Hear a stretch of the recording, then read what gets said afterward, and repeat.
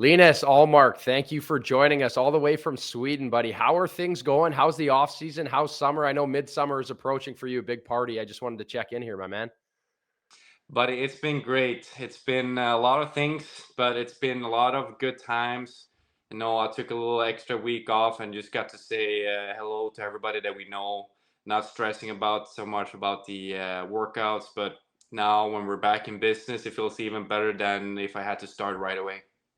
Yeah. Linus, great to talk to you once again. I was thinking about just that, and the Stanley Cup final continues, and it's just dragging on, and the season's so long. What do you like to do in terms of the summer? Do you like to stay off the ice for a couple weeks and get back at it? Like, what's your plan here? Yeah, it's different for me, obviously, because up here in the north, we don't actually have ice until late July, beginning of August.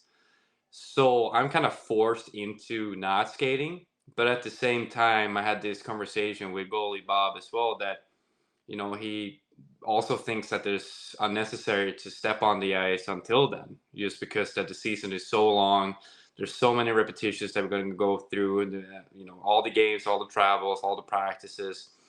So getting away and kind of get that hunger back and feeling like I want to get back on the ice is also necessary to achieve what we want to achieve during the off season. Yeah, I agree, Linus. I had a conversation with a GM the other day about how the younger generation of players now barely take any time off. They're on the rink all the time. And I think you, as a veteran, you understand now what you need to be good and take care of your body. And obviously this year, a great season again for the Bruins, getting to play the Leafs in the playoffs. Like, what's your take of this Toronto hockey team? I know you've got to face them a lot, especially me and you 3 years in Buffalo and now being on the Bruins. It feels like you can't get away from these Maple Leafs.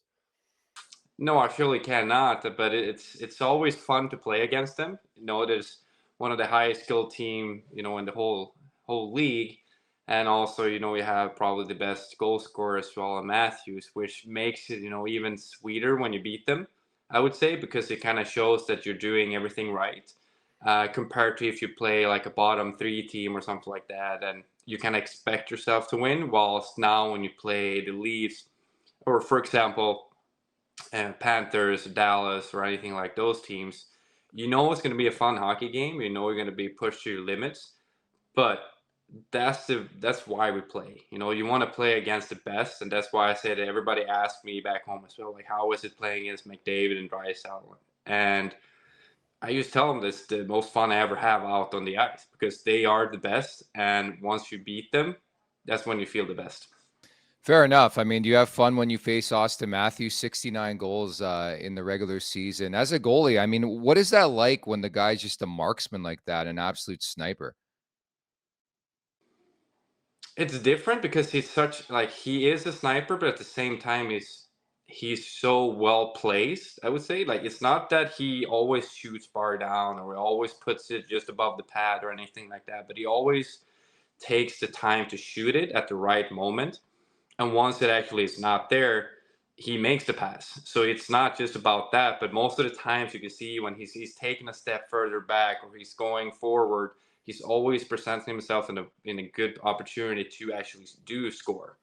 Whilst other people might just drift out of the actual scoring area, whilst he kind of finds an area where he's so good at actually putting the puck inside the net.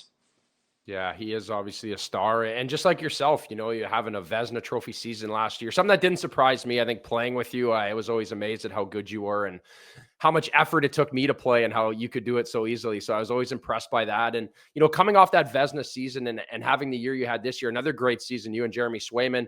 And then obviously the logjam, right? You have him, obviously the trade talks, things that have gone on. Like, how did you deal with that, after the Vezina and, dealing with things just, as a pro here?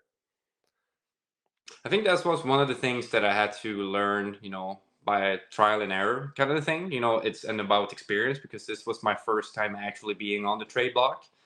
Uh, and with that comes certain expectations, and there's a lot of feelings. There's a lot of emotions going into every single game. Like there's a certain date for when the training deadline is over, and you kind of look at it and see, like, for us example, we had the rotation when we played every other game, so I knew coming in that, okay, these are going to be my starts going into the final day. So for me it was really hard just because I wasn't prepared for it. I didn't know what to do with it. Because at the same time, there's the logical side of it and there's the emotional side of it, obviously the personal one. So you understand why the team are doing it, but at the same time, you're like, okay, am I not enough? That sort of thing. So you're trying to make the most out of it and playing these games, and obviously you want to win. And at that point as well, I felt like I was playing really well, but I couldn't really get the results to back it up. It will be overtime losses or something like that, scrambling to like always get that point. So if you ended up being traded, you didn't want to have that last game being a loss, that sort of thing. Like you wanted to be at the top of your game and leave as a winner, that sort of thing. So looking back at it, I'm thankful at the same time because now I have all these experiences and all these attributes that I can utilize for hopefully not a next time.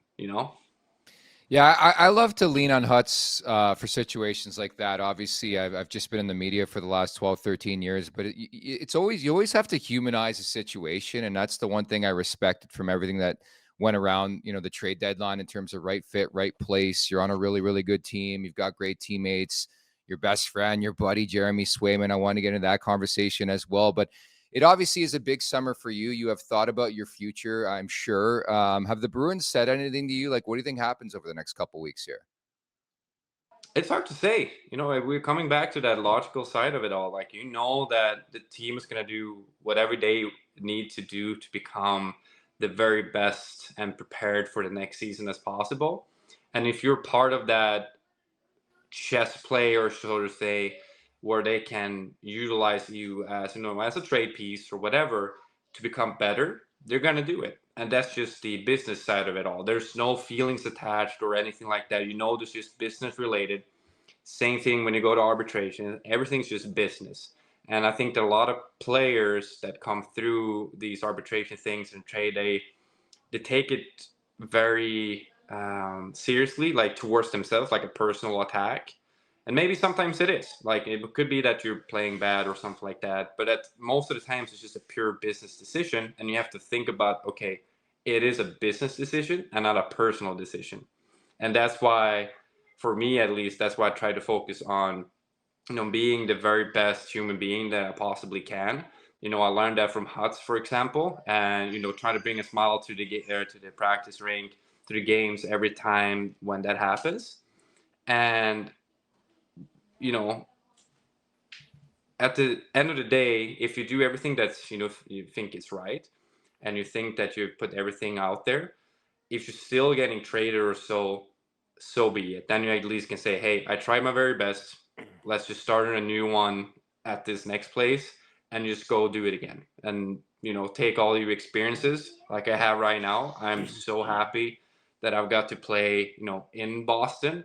I love being a Boston Bruin. It's been 3 great years, and as much as I want to stay, you always have that, feeling that, okay, this might be the last season, or this might be the next season might be it. You never know. But, I always try to do my best, try to be as professional as I can, being a good player, good teammate, and most of all, being a good friend and a good person. Yeah, that's real important. Obviously, that means a lot to you. Me hearing you say that about myself, and I think you've grown so much as a person, as a goalie, and you learn, like, as a goalie, in my experiences and yours, like, you can only control certain things, right? It's a game of, you are a product of the system, but each day you can control your effort and your attitude. Something I try to teach my kids now at a younger age, but.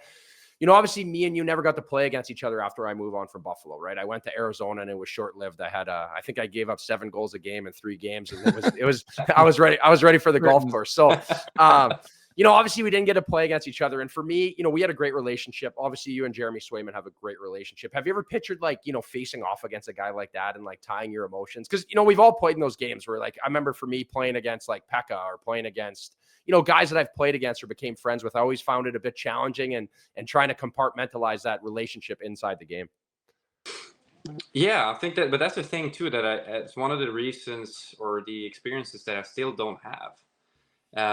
I played against Sway in World Champions, and that was obviously great fun, even though that they actually won. But at the same time, leading up to it, I felt, very excited. I get to play against my boy. And then, during the game, yeah, obviously you're thinking to yourself, like, buddy, just let one in, please, that sort of thing. But at the same time, we are as professional as we are. And once the puck drops, it's just about playing the game of hockey, being a goaltender. So I don't really think too much about that.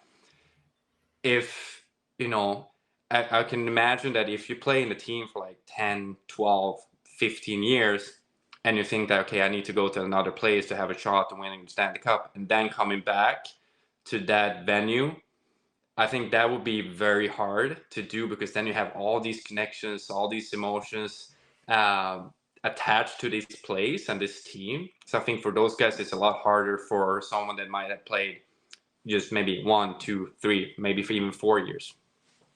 How do you make it work? Like, I could tell, like, neither of you guys, excuse me, have like egos where it's like, obviously you're in a tandem and you care about each other, but you obviously both want to be studs and number ones in this league. So, like, how do you guys make it work on a daily basis? Obviously, there's a lot of pressure to perform as well. It's a very good question. I think it comes down to our personalities as well, but also that we have a very, like, our relationship is based off of, respect and honesty. So we always have these conversations, we talk to each other, not about everything, but we always feel like we can do that.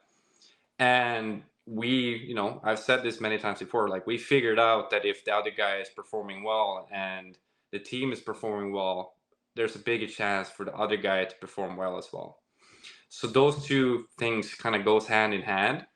And I think you can say from experience as well, Hasta, sometimes when a guy is playing and you want to be the guy playing, you're wishing for the team to win, but maybe like a 5-4 victory. Like might want the guy to still win, but then have the opportunity to, play the next game. But with Sway, in a sort of way, I don't really have those feelings, I would say, because now when I'm older and also realize how tough it is to play in this league, I understand that it can go like that, and you can let in 6 goals 3 games in a row. It's just that easy. So you never want to, and I believe in karma, stuff like those things, and never wish any ill will on someone else, because then I feel like, okay, that's gonna, come back and haunt me right away. Yeah, I agree. I feel like I've dealt with those similar emotions, right? Where it's like you're almost watching the shot clock to see his save percentage, and it's bad. It's undermining, right? And I feel like as I grew, you're never really in competition with the other goalie. In my personal opinion, I feel like you're in competition with yourself to play well and do better. And I think if you get 2 guys going in the same direction, it works well. And for you now at this point of your career, right? You're not the young kid I was dealing with. You stepped in. You've been through the arbitrations. You've been through contracts so much. Where do you see your game going from here, like on a personal level? Well, for me, at least, that, I had this unbelievable season 2 years ago, and even though that last year was still good, still great in some aspects, there was a lot of things that, as a goaltender, you understand, but as a bystander, you don't understand. So for one example, I was dealing with a lot of issues with my skates that we figured out maybe 2-3 months into the season. And all of those things kind of made everything so much harder to kind of get the ball rolling. Once you kind of you had one pair of skates that worked really well, then you have to switch to another pair that felt way different. And now you have to start getting accustomed to them, realize, okay, this doesn't work. Luckily I find some things that solved it. And then you have to start changing again. And the worst thing about being a goaltender is when you start changing things, especially when you start changing big things like skating patterns or skating overall with the balance stuff, because that's such a huge part of being a goaltender. You just want if there's one thing that I never want to change, is my skating. If my skating is good, everything else just follows. Gloves, blockers, saves, or whatever it is, skates against posts, reverses, whatever it is, those things can you always work on. But if your skates feel terrible and you don't feel like you can move out there, that's when you feel bad. Like you feel like you're such a barely goaltender that can't even move out there. And when you're playing against guys like Matthews and Draisaitl and McDavid, you better get your boots going. It's fair enough. Linus, the elephant in the room, the Leafs need a goalie. What do you think of Toronto? Well, Toronto is obviously a contender to the Bruins. I played for Buffalo. I played for, they're just across the border. So there's some emotions there. And then you have the Bruins and the history that goes behind that. And, you can never say never. Obviously, there's certain things that you can't control in this life. And you never know where you're going to end up sometimes. So for me, I love playing against them, and as it is right now, I would love to still play against them as a Bruin. Yeah, that's the right answer there, Linus. Good answer. And, honestly, for me, I've took a stance this year, on Joseph Woll. I'm a big fan. I love his game. Obviously, he's had some injuries, and there's been a hot topic what the Leafs do, right? If they go out and they try to find a number one, or they find a veteran guy to help back him up, or what they do. What's your take on Joseph Woll? I just like to hear it from another guy that tends the position as well. I was surprised, that they kept Samsonov for that many games against us in the playoffs. Because every time I felt at least when we played the Leafs and he was in net, it felt like it was more of a challenge. Even though that I'm not a player, but just watching him, it looked so much more like he was in control of the situations that was thrown at him. And as a goalie, obviously, and I think that as players as well, they feed out of these things. Like if you see a guy that might be flopping around a little bit too much or leaving out crazy rebounds, feeling that you always have to struggle with it, then you're getting a little bit more on edge compared to if you have a goaltender that contain the pucks or put them in areas where there's not a threat. And he's just, like every young goaltender out nowadays, he's just so technically sound. And I think the only things that might stop him, might be the mental game. And we all know that that's not just, it not happen overnight. It all comes down from experiences.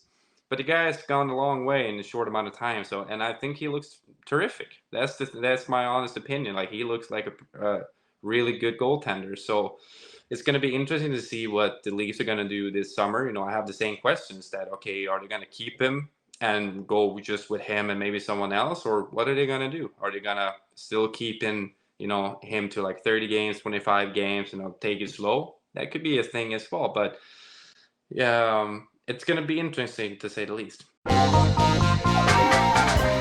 Make sure to check out more of our content right here on the Leafs Nation YouTube page. We got long form interviews, we got clips, we got epic rants by Jay Roseau. We simply have it all. And don't forget, you can find out much more at theleafsnation.com. Thanks so much for watching.